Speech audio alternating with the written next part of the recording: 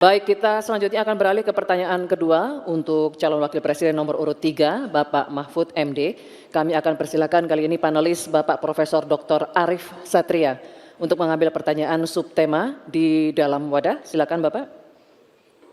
Mohon diperlihatkan kepada seluruh hadirin dan juga moderator.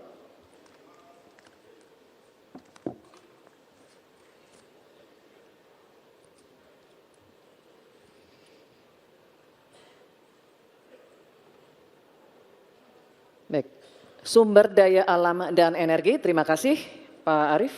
Dan selanjutnya Ibu Dewi Kartika, kami mohon mengambil undian daftar pertanyaan dari wadah. Mohon nanti diperlihatkan huruf yang tertera.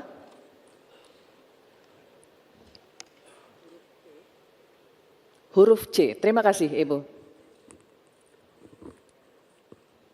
Baik, kami akan buka Bapak-Bapak amplop pertanyaannya, masih tersegel juga.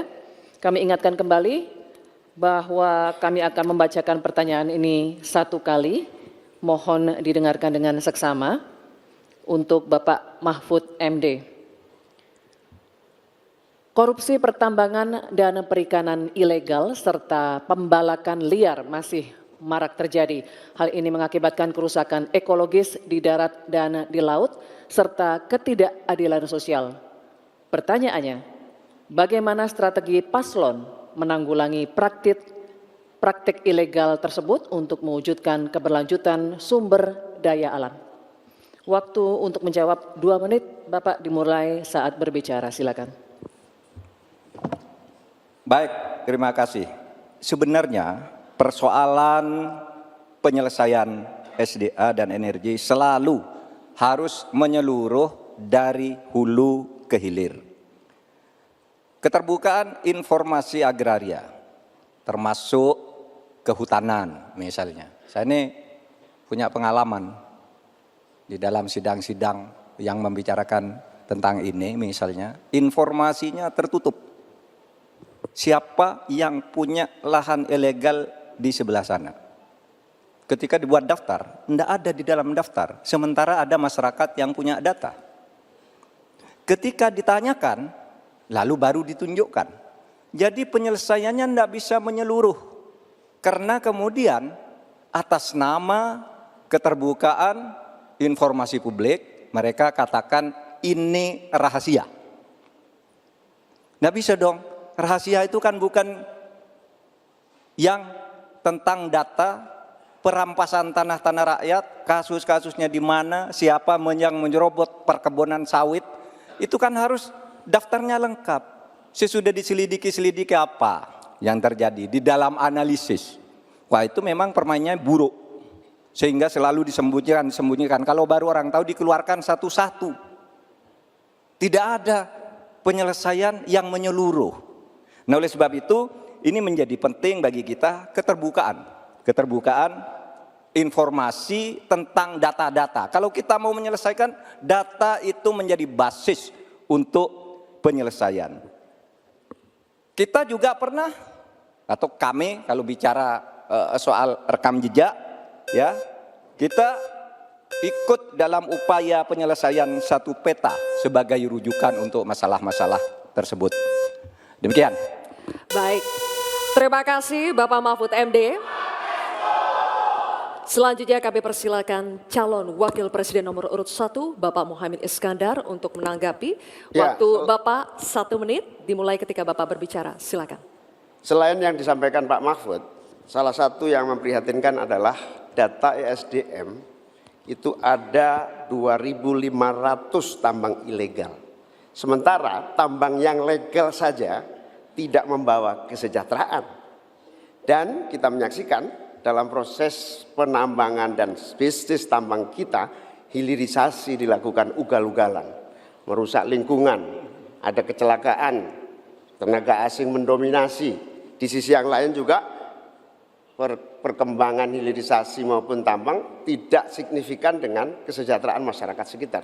Sulawesi Tengah, pertumbuhan ekonominya sampai sekarang bisa 13%, tinggi sekali, tapi rakyatnya tetap miskin dan tidak bisa menikmati. Hilirisasi apa yang mau kita lakukan, sementara ilegal juga terus berlangsung. lanjut. Demikian, terima kasih. Baik. Terima kasih Bapak Muhaimin Iskandar. Selanjutnya, giliran calon wakil presiden nomor urut 2, Bapak Gibran Rakabuming Raka. Kami berikan kesempatan juga untuk menanggapi. Waktunya 1 menit dimulai ketika Anda berbicara. Silakan. Baik, terima kasih Gus Muhaimin dan Prof. Mahfud. Dari pasangan Prabowo Gibran, simpel saja solusinya. Iupnya dicabut, izinnya dicabut, simpel. Karena sesuai Undang-Undang Dasar 1945 pasal 33 ayat 3 dan 4 dan juga Pancasila sila 4 dan 5, kita ingin sumber daya alam ini dimanfaatkan sebesar-besarnya untuk kemakmuran rakyat. Dan juga kita harus menjalankan Permen Investasi nomor 1 tahun 2022. Intinya kita ingin perusahaan-perusahaan besar ini bisa menggandeng UMKM lokal, pengusaha lokal, jadi mereka tidak besar sendiri, tapi ikut membesarkan warga lokal, pengusaha lokal, dan UMKM setempat. Terima kasih. Masih ada waktu Pak Gibran? Cukup atau lanjut? Cukup? Baik. Terima kasih. Selanjutnya kita kembali ke calon wakil presiden nomor urut 3, Bapak Mahfud MD. Kami persilakan untuk merespons tanggapan dari calon wakil presiden nomor urut 1 dan 2. Terima kasih.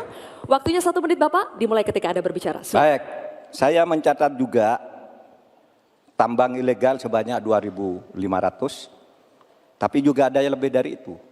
Dalam 10 tahun terakhir terjadi deforestasi 12,5 hektar hutan kita. Itu jauh lebih luas dari Korea Selatan dan 23 kali luasnya Pulau Madura di mana saya tinggal. Ini deforestasi dalam waktu 10 tahun. Bilang, ya cabut aja iupnya. Nah itu masalahnya. Mencabut iup itu banyak mafianya. Banyak mafianya. Saya sudah mengirim tim ke lapangan, ditolak. Sudah putusan Mahkamah Agung. Itu begitu. Bahkan KPK seminggu lalu mengatakan untuk pertambangan di Indonesia itu banyak sekali yang ilegal dan itu di-backing oleh aparat-aparat dan pejabat. Itu masalahnya. Baik, terima kasih Waktunya Bapak. habis Pak Mahfud. Terima kasih.